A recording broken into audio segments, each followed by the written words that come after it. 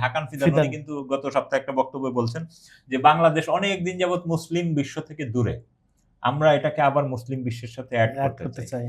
একদিকে পাকিস্তান, একদিকে তুরস্ক, দুইটার সাথে ইরানের সীমান্ত আছে। মার্কিনীরা যে বলতেছিল যে সীমান্ত হামলা চালাবে, এখন তো এই রাস্তার দিকে যায় কিনা এগুলো আমরা জানি না। মুসলিম কান্ট্রির মধ্যে একমাত্র পাকিস্তানের কাছে আছে নিউক্লিয়ার। এখন যদি ইয়েমেন আবার আক্রমণ করে সৌদি আরবে, তাহলে কি পাকিস্তান ওইখানে যাবে?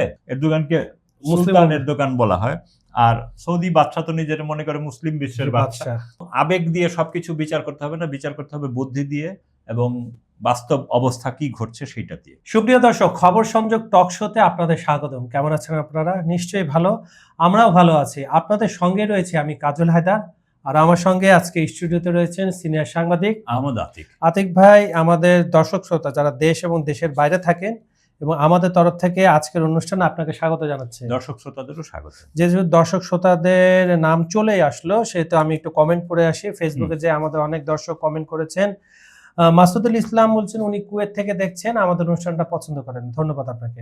বানিয়ামিন বিশ্বাস লিখছেন খবর সংযোগের দর্শক মতামত নিয়ে আলোচনা, কমেন্ট প্রদর্শন ইত্যাদি উপভোগ করতে পারায় অভিনন্দন রইল। আপনাকেও অভিনন্দন আমাদের অনুষ্ঠানটা দেখার জন্য। এবি জলিল লিখছেন আতিক ভাইয়ের আলোচনা খুব সুন্দর, ধন্যবাদ আতিক ভাইয়ের তরফ থেকে আমি দিয়ে দিলাম আপনাকে। শফিকুল ইসলাম শফিক লিখছেন সুনামগঞ্জ শহর থেকে দেখছি, আপনাদেরকে ধন্যবাদ। আপনাকেও ধন্যবাদ। একটা মজার কমেন্ট পড়ি, অনেকে করেন, ফেসবুকেও করেন, ইউটিউবেও করেন, সেরকম একটা কমেন্ট দেখলাম। ইব্রাহিম নামে আমাদের ভদ্রলোক, উনি লিখছেন আপনাদের আলোচনা না শুনলে রাতে ঘুম আসে না। তাহলে ঘুমের ওষুধের কাজ করে আলোচনা। ধন্যবাদ আপনাকে। আচ্ছা, ফেসবুকে সর্বশেষ আজকে যিনি আছেন এমডি মোস্তফা, আসসালামু আলাইকুম। আপনাদের মুখের হাসি বুঝতে পারি ইরানকে নিয়ে পজিটিভ কিছু বলবেন, যখন দেখি মুখটা ফ্যাকাশে আসে তখন মনটা খারাপ হয়ে যায়। আসলে আমরা মুখ হাস্যোজ্জ্বল বা ফ্যাকাশে তেমন কোনো ব্যাপার না, আমরা যা সত্যি ঘটনা যেটা ডেইলি বেসিস ঘটে থাকে, পশ্চিমা মিডিয়া কিছুটা হাইড করে, ওরা কিছুটা আবার সত্যি কথা বলে। তো আমরা চেষ্টা করি যে একটা নিউজ আপনাদের সাথে যখন শেয়ার করব তখন ভালোভাবে রিসার্চ করে এবং সত্যটা বের করে আনার চেষ্টা করি। ধন্যবাদ আপনাকে। এখন আমি ইউটিউবের কমেন্ট পড়বো। BN4GE একটা আইডি, এখান থেকে লিখেছেন আসসালামু আলাইকুম। ওয়ালাইকুম আসসালাম, আমাদের লাভ রেক দিয়েছেন, আপনাকে ধন্যবাদ। আচ্ছা, ব্যাপারে লিখছেন আসসালামু আলাইকুম আতিক ভাই ও হায়দার ভাই, আপনাদের অনেক সুন্দর আলোচনা, আমি একটাও মিস করি না, আপনাদের আলোচনা অনেক ভালো লাগে। আমি ইটালি থেকে দেখছি, আমরা যাতে আমার যে মাদারীপুরের উনি শেরপুর ব্যাপারে। ধন্যবাদ আপনাকে এত দূর থেকে দেখার জন্য। এমডি আলম লিখছেন excellent discussion, thank you very much. Tania Akter ID কিন্তু লিখছেন আবু আহমেদ, উনি আতিক ভাইকে বলেছেন কেমন আছেন। আতিক ভাই ভালো আছেন? ভালো আছেন তো? অবশ্যই। আচ্ছা। জুয়েল লিখছেন সুন্দর আলোচনা, আহমেদ আতিক ভাইয়ের বিশ্লেষণ অসাধারণ, লন্ডন থেকে নিয়মিত দেখে আপনার অনুষ্ঠান, এবং আপনি প্রবাসী প্রচুর বাংলা ভাষাভাষী কলকাতার, বাংলাদেশের বিভিন্ন জায়গায়, বিশেষ করে সিলেটি, হবিগঞ্জের প্রচুর মানুষ লন্ডনে রয়েছেন, তাদের কাছে অনুষ্ঠানটা শেয়ার করে দিবেন। আতিক ভাই, এখন ইরানকে ছাপিয়ে আরেকটা আলোচনা গতকাল রাত থেকে দেখতেছি, আজকে সারাদিন তো রয়েছে, গতকাল দুপুর থেকে আসলে হ্যাঁ আজকে বেশি এটা রিয়াকশন আসতেছে। সেটা হচ্ছে আপনার জানেন তুরস্ক, সৌদি আর পাকিস্তান ন্যাটোর মতো করে একটা জোট গঠনে স্বাক্ষর করেছে, অ্যালায়েন্স করেছে, এবং এখানে ন্যাটোর যে 5 নম্বর ধারাটা ছিল, one for all for one, এটা মানে একজনের উপরে আক্রমণ হলে সবার উপরে আক্রমণ ধরে নেওয়া যায়। মুসলিম কান্ট্রির মধ্যে একমাত্র পাকিস্তানের কাছে আছে নিউক্লিয়ার, তুরস্কের হচ্ছে আপনার প্রচুর সামরিক, এমনকি ন্যাটোতে দ্বিতীয় সর্বোচ্চ সেনা তাদের 4 লাখের উপরে, এবং সৌদি আরবের আছে তেল এবং টাকা। কিভাবে দেখছেন? এবং ইরানের প্রতিক্রিয়াটা বলেন, আমি শুনছিলাম আপনার ইরানের প্রতিক্রিয়া, আমার সাথে আলাপ করছেন, ওটা দর্শকদের বলেন। আসলে আমরা সাধারণ মানুষ সারা পৃথিবীর পাকিস্তান, তুরস্ক, সৌদি আরব এই জোটটাকে যত সাধারণভাবে দেখছি, বিষয়টা অত সাধারণভাবে না। আমাদের দেশের সাধারণ মানুষ, আমাদের দেশ সহ সারা পৃথিবীর সাধারণ মানুষরাই আবেগে উদ্বেলিত। হ্যাঁ, কিন্তু আবেগ দিয়ে সবকিছু বিচার করতে হবে না, বিচার করতে হবে বুদ্ধি দিয়ে এবং বাস্তব অবস্থা কি ঘটছে সেইটা দিয়ে। আমরা অবশ্যই একটি মুসলিম জোট আশা করি, সবসময় মুসলমানরা ঐক্যবদ্ধ থাকুক, এটা চাই, এবং নিজস্ব একটা সক্ষমতা গড়ে উঠুক প্রতিরক্ষা বা সবকিছুতেই, এটাই সাধারণ মানুষের চাওয়া। কিন্তু এর মধ্যে কিন্তু অনেক রাজনীতি জড়িত আছে। যেমন আপনি খেয়াল করেন, হঠাৎ করে এই জোট কেন গঠিত হলো? অথচ তুরস্ক এবং সৌদি আরব কিন্তু পরস্পর বিরোধী। অবশ্যই। কাতারে দেখবেন তার্কিশ ঘাঁটি আছে, কিন্তু তার্কিশ ঘাঁটি কেন কাতারে হলো? সৌদিতে নাই বলে। সৌদি আরবের সাথে সংঘাতের কারণে। যে হ্যাঁ। সৌদি আরব একবার কাতারকে অবরোধ দিয়ে দিল, তখন কিন্তু কাতার আর ইরান, তুরস্ক আর ইরান কাতারকে সম্পূর্ণ খাদ্য, বিভিন্ন সহায়তা দেয় এবং তুরস্ক সেইখানে তার সেনা ঘাঁটি নির্মাণ করে, আচ্ছা। যার ফলে সৌদি আরব চাপে পড়ে যায় এবং কাতার টিকে যায়। নাহলে কিন্তু কাতার দখল করে নেওয়ার মতো একটা অবস্থা তৈরি হয়েছিল। আচ্ছা। তাহলে এইরকম পরস্পর বিরোধী দেশ। আবার সৌদি আরবের যে আমাদের প্রিয় শহর মক্কা, যেখানে আমরা হজ করতে যাই, এই যে মক্কা শরীফের চারদিকে দেখবেন একটা গোল ওই যে ছোট ছোট টম্বের মতো এবং পিলার দিয়ে এক ধরনের ডিজাইন করা আছে। এই ডিজাইনটা কিন্তু সৌদি গভর্নমেন্ট যখন এই সংস্কারের নামে এটা ভেঙে ফেলছিল, তখন কিন্তু তুরস্ক খুব কঠিন প্রতিবাদ জানিয়েছিল, যে কারণ অটোমান সাম্রাজ্যের সময় তুরস্কের খলিফারা এগুলো নির্মাণ করেছিল। তো তাদের সেই স্মৃতি ভেঙে পরে সৌদি বললো যে না, আমরা এটা ভেঙে ফেলছি, কিন্তু আমরা আবার এটা তোমাদের ডিজাইন মতো নির্মাণ করে দেবো। পরে একাংশ নির্মাণ করেছে, এখনো অর্ধেকের মতো, অর্ধেক না, 1/3 এখনো তারা করেনি। তো যাই হোক, এগুলো নিয়ে তাদের অনেক সাংস্কৃতিক বিরোধ আছে, অর্থনৈতিক বিরোধ আছে। আর তুরস্ক সবসময় চিন্তা করে, মানে এখানে খেয়াল করবেন দেশগুলোর অবস্থান, তুরস্ক সবসময় চিন্তা করে এরদোগান, সে কিন্তু আঙ্কারায় বা ইস্তাম্বুলে একটা প্রাসাদও বানিয়েছে এরকম, যে বিশাল তার সেই যে বসে সেই চেয়ারটা পিছনে বিশাল সিংহাসনের মতো। সে দাবি করতে চায় যে সে হলো অটোমান সাম্রাজ্য ফিরে নিয়ে আসে, অটোমান সাম্রাজ্য ফিরে আনবে মুসলমানদের খেলাফতের, সে হলো উম্মার সুলতান, মানে এরদোগানকে সুলতান এরদোগান বলা হয়। আর সৌদি বাদশা তো নিজের মনে করে মুসলিম বিশ্বের বাদশা। আর পাকিস্তানের সেই রকম ভূমিকা না থাকলেও সে মুসলিম বিশ্বের নেতৃত্বের দাবিদার, যে আমি মুসলিম বিশ্বের একজন নেতা। তার হাতে তো পাওয়ার আছে। যদি আপনি নিউকের কথা, এই দেশগুলোর যদি চিন্তা করেন যে পাকিস্তানের কাছে প্রায় 150-র উপরে নিউক আছে, মুসলিম বিশ্বের একমাত্র সরাসরি স্বীকৃত পরমাণু বোমার অধিকারী, যদিও এগুলো খুবই ওল্ড মডেলের, আধুনিক কোনো বোমা না, তারপরে আছে। 2 হলো আপনার সৌদি, সে হলো ধর্মীয় নেতৃত্বের জায়গাটা, যেহেতু পবিত্র 2 নগরী আমাদের ওইখানে অবস্থিত, এই জন্য সে পবিত্র তার দাবিদার, কিন্তু তার কার্যক্রম কিন্তু সবই ইসলামের সাথে যায় না। আসলে তেল আর টাকা, ডলার, তেল আর টাকা। এবং সে ক্ষমতায় আসার পরে মূলত কিন্তু সৌদি আরবে পশ্চিমা সংস্কৃতির একদম, বিশেষ করে আপনার এই যে যুবরাজ, এই যুবরাজের কথাই বলতেছি, সালমান, সেই তো এখন ক্ষমতায়, মানে তার বাবা আছে কি নাই সেটাও কিন্তু কেউ জানে না, মানে নিশ্চিত। আর এরদোগান তো আপনারা দেখছেন সারাক্ষণ সে ইসরায়েলের সাথে তার সবচেয়ে, ইসরায়েলি সামরিক বাহিনীর যত সাপ্লাই, এমন মানে প্রয়োজনীয় জিনিসপত্র, তারপর তাদের প্রশিক্ষণ, এমনকি ফিলিস্তিন এলাকায় যেসব বিমান বোমা হামলা চালায়, এইসব পাইলটদেরও প্রশিক্ষণ দেয় তুরস্ক। তো এখন এই অদ্ভুত এক সমীকরণ। এবং খেয়াল করেন এই মুহূর্তে সারা পৃথিবীতে সবচেয়ে শক্তিশালী কারা মুসলিম বিশ্বে? আমরা দেখতে পাচ্ছি ইরানকে, কারণ পৃথিবীর 1 নাম্বার শক্তি আমেরিকা তারে এই অঞ্চল থেকে ঝাঁটায় বিদায় করে দিতেছে। ইসরায়েল যে দাবি করতো আমি দ্বিতীয় শক্তি, 2টা পরমাণু শক্তিধর দেশের সাথে ইরান একলা খেলতেছে। শুধু তাই না, 10টা দেশে মার্কিন যে ঘাঁটি, এগুলোর উপর সে এবং ব্রিটেন অঘোষিতভাবে যুদ্ধ করছে, গ্রিস অঘোষিত যুদ্ধ করছে, ইটালি অঘোষিত যুদ্ধ করছে। হ্যাঁ, তো এই সবগুলা সবচেয়ে শক্তিশালী দেশটাকে বাদ দিয়ে আপনি কিসের সামরিক জোট করতেছেন? উনি তো বলছে, আতিক ভাই আপনার তো মন খারাপের কথা না, ইরানে উনি বলছেন সব উম্মাহ এখানে যোগ দিতে পারে, কিন্তু লিড দেবে সম্ভবত এরা। না, লিড দেখ বা না দেখ, মানে ঘটনাটা কোন দিকে আপনি কিন্তু ব্যাপারটা খেয়াল করেন, যে এই যুদ্ধটা শুরু করেছিল ইসরায়েল এবং আমেরিকা। তারা হঠাৎ করে ইরানের উপর আক্রমণ, আলোচনা চলতে ইরান সেইটা প্রতিহত করার পর এক পর্যায়ে প্রথম দফায় যখন মার্কিন যুক্তরাষ্ট্র এবং ইসরায়েল যুদ্ধে পরাজিত হলো, তারা কিন্তু যুদ্ধ থামিয়ে দিল। সেকেন্ড দফায় যখন আক্রমণ শুরু হলো, তখন ইসরায়েল সেফ এক্সিটে চলে গেল। সে আর এই ঝামেলা, তার কাজ তো করে দিচ্ছে মার্কিন যুক্তরাষ্ট্র, তো সে মার্কিন যুক্তরাষ্ট্রকে দিয়ে এই কাজগুলো করেন।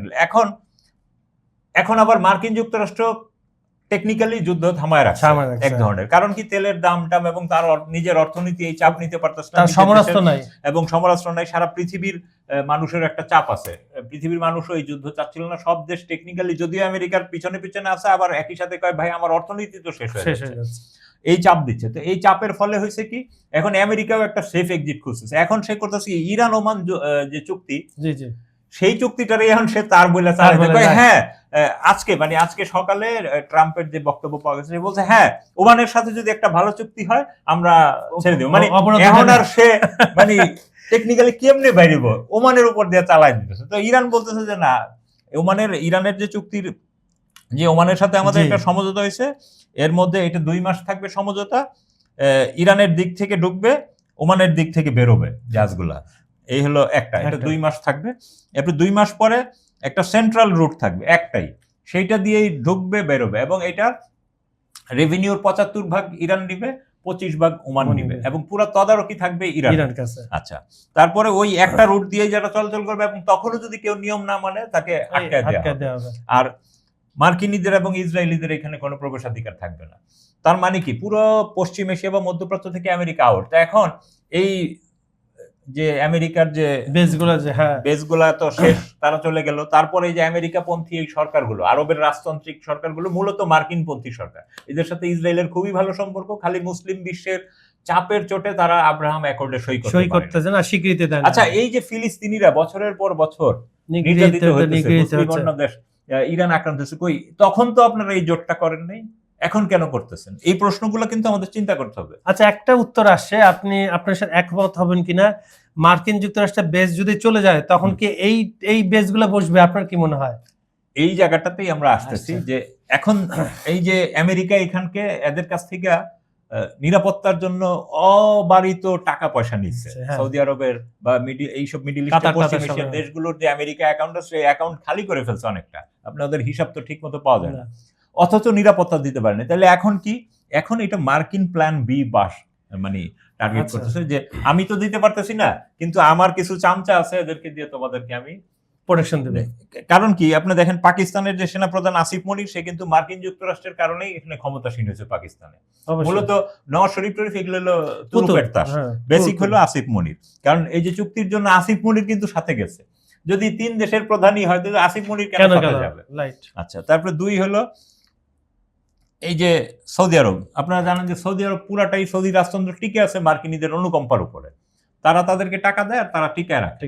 তো এখন এই যে নিরাপত্তাটা চলে গেলে, আমেরিকানরা এখানে চলে যেতে বাধ্য হচ্ছে, এখন তাদের তো নিরাপত্তা দরকার। এই নিরাপত্তার জন্য এখন তারা হাত পাচ্ছে পাকিস্তানের উপর। সৌদি আরবের, আপনি জানেন সৌদি রাজপরিবার আগে থেকেই এই পাকিস্তানি সেনাদের উপর নির্ভরশীল, অনেক আগে থেকেই। সৌদি প্রতিষ্ঠার পর থেকেই মোটামুটি তারা সৌদি রাজপরিবারকে পাকিস্তানি সৈন্যরা নিরাপত্তা দেয়। এরপরে 2 হলো আপনার সৌদিরা পাকিস্তানি যে আর্মি, এখানে একটা প্রবলেম হয়েছিল, কারণ পাকিস্তানের 35% হলো শিয়া জনগোষ্ঠী, আর্মিতেও একইভাবে এই লোকগুলো ছিল। তখন সৌদি আরব কিছুদিন আগে, যখন এই যে গালফ ওয়ারের পরে, সৌদি আরব পাকিস্তানকে বলছে যে না, তোমার আর্মি দিবা, কিন্তু শিয়া আর্মি দেওয়া যাবে না, শিয়া যারা থাকবে তাদের দেওয়া যাবে না, সুন্নি। এইরকম এদের মধ্যে কিন্তু এই যে দেখেন এই আতঙ্কটা আছে। তো এখন সৌদি আরব মূলত তার রাজতন্ত্রের নিরাপত্তার জন্য এবং মিডল ইস্টের দেশগুলোর রাজতন্ত্রের নিরাপত্তার জন্য এই একটা আমেরিকান ছায়া, এটা হলো আমেরিকান দ্বিতীয় ছায়া। এবং এই ছায়ার ব্যাপারে কিন্তু আপনি দেখেন সব দেশ কিন্তু ওকে করছে। ইয়েমেনের যে সৌদিপন্থী সরকার, ইয়েমেনের একাংশ, তারা বলছে ইটস ওকে, আমরা সহযোগিতা করব। বাহরাইন তো বলছে আমরা এর অংশীদারিত্ব হব। তারপরে মুসলিম ওয়ার্ল্ড লীগের মহাসচিব, তিনিও বলছেন এই চুক্তির ভিত্তি ভ্রাতৃত্ব, ইসলামী সংস্কৃতি।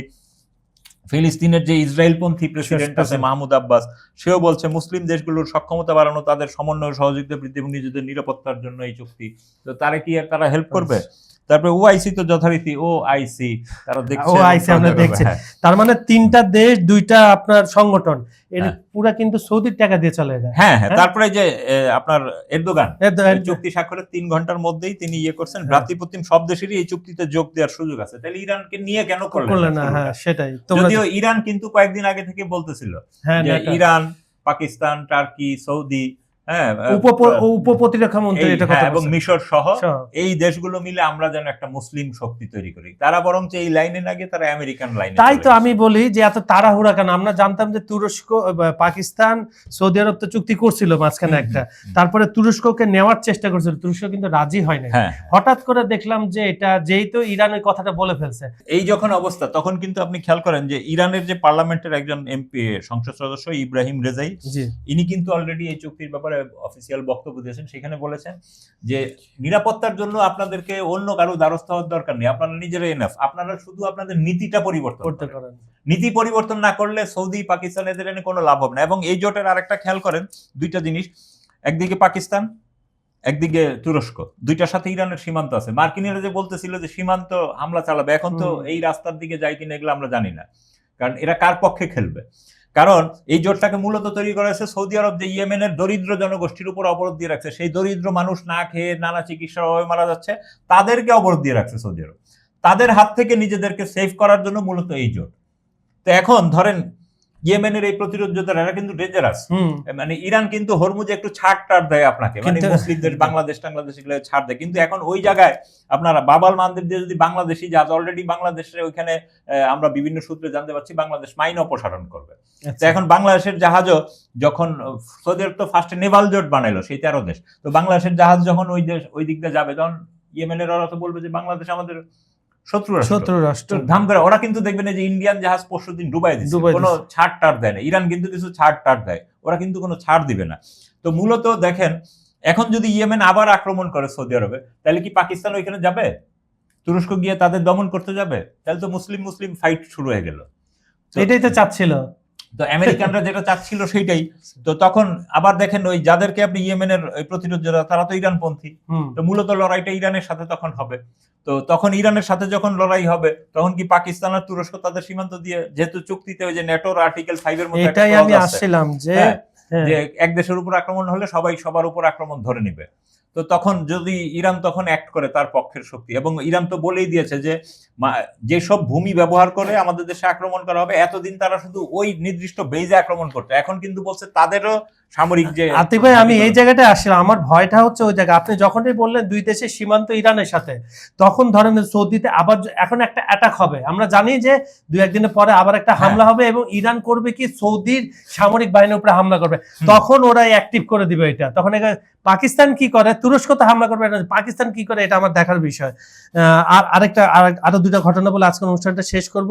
সেটা হচ্ছে আবার হরমুজ যে আপনার নৌজোট গঠন করতে আবার চায়, সেখানে ফ্রান্স আর যুক্তরাজ্য বলেছে যাব না। আরেকটা হচ্ছে এখন সামনে আসে যে হামলার ভয় ইরান, সরি এটা না, আরেকটা আমি খুব গুরুত্বপূর্ণ, সেটা হচ্ছে ওই যে বিমান হামলা করে ইরানের আপনার রেজিম চেঞ্জ বা ইরান দখল করা যাবে না, এটা কিন্তু তাদের যে শীর্ষ যে staff of general Dan Caine এই কথা বলেছেন। এই দুটো একটু সংক্ষেপে বলেন। আচ্ছা না, মাঝখানে একটু শেষ করে নিই যে এই যে হরমুজ নিয়ে তারা এগুলা করতেছে, মার্কিন যুক্তরাষ্ট্রের এখন আর হরমুজে করার কিছু নেই। এখন এই যে ত্রিপক্ষীয় জোট বানাইলো এবং নৌ জোট, এদেরকে বলবে যে আমাদের তেল রফতানির জন্য, কারণ খোদ এই যে ইউরোপিয়ানরা আমেরিকার সাথে আর হরমুজে আসতে রাজি না, কারণ ইউরোপিয়ানরা এখানে কোনো যুক্তি পাচ্ছে না। তো মানে তাদেরও তো বিশ্বব্যাপী জনমতের একটা ব্যাপার আছে, বিশ্বব্যাপী বিজনেস আছে, তারাও দেখতেছে যে আমি এখানে গেলে সারা পৃথিবীতে আমার ঘাটিগুলোতে পাল্টা, সারা পৃথিবীতে নানান ধরনের প্রক্সি আছে, পক্ষে বিপক্ষে দেখা যাবে ধাপ ধুপ করে একটা মাইরা দিচ্ছে। ইরান না আছে, চীনের তো আফ্রিকায় আছে না, আফ্রিকার বিভিন্ন দেশে ইউরোপের বিজনেস, ওইখানে কোন গ্রুপ কোন দিক দিয়ে এসে মাইরা দিব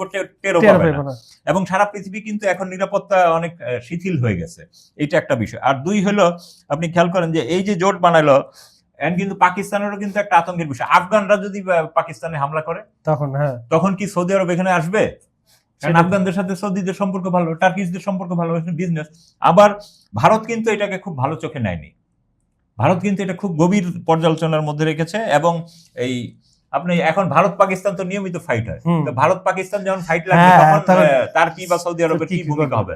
সৌদি আরবে লাখ লাখ ভারতীয় কাজ করে, রেমিটেন্স পাঠায়। আমাদের সবচেয়ে এই অঞ্চলের সবচেয়ে বেশি রেমিটেন্স সৌদি আরব থেকে ভারত ইনকাম করে।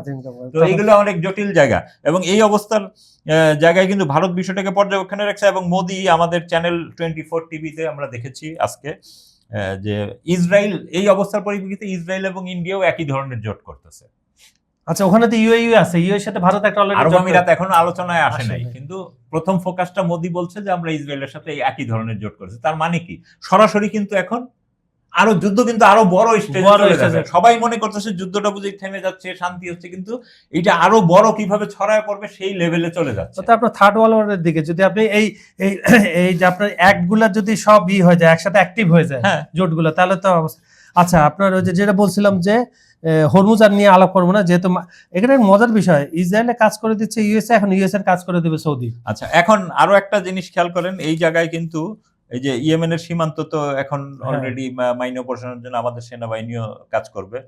তারপরে এই যে 13 দেশের যে নেভি জোট, ওইখানে কিন্তু সৌদি নেভিরই একজন কর্মকর্তাকে চিফ হিসেবে নিয়োগ দেওয়া হয়েছে, তার আন্ডারে বাংলাদেশ সহ সব দেশগুলো কাজ করবে।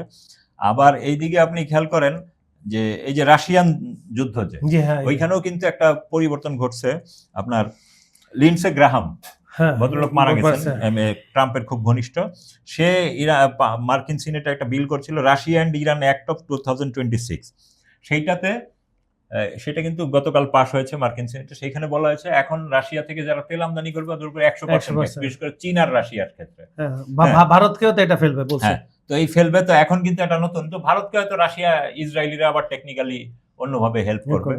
তো এই জায়গায় যখন অবস্থান ঠিক সেই সময়ই ট্রাম্পের যে শীর্ষ জেনারেল সে বলছে যে না, আমরা এই অবস্থার মধ্যে আমাদের অবস্থা খুব খারাপ। হ্যাঁ, এগুলা কিন্তু আজকে সকালের আনাদুলের এক প্রতিবেদনে আনাদুলু এবং আল জাজিরা, সবাই সিএনএন দিয়েছে। তো এই শীর্ষ জেনারেল কিন্তু মানে সংঘাত কমানোর পথ খোঁজার পরামর্শ দিয়েছেন। এবং আপনি জানেন যে মার্কিন সেনাবাহিনী এই যুদ্ধের শুরু থেকেই প্রায় 40 জনের মতো জেনারেলকে, বিভিন্ন ধরনের জেনারেল, এগুলাকে বরখাস্ত করছেন ট্রাম্প, কারণ তারা যুদ্ধের শুরুতে, কারণ ওই লোকটি তো প্রফেশনাল, আর্মির যে লোকটি বুঝতে পারছে, জানতে পারছে না, সে তো দীর্ঘদিন যাবত সারা দুনিয়া আঙ্গুল দিয়ে বেড়াইতেছে মার্কিন গভর্নমেন্টের হয়ে।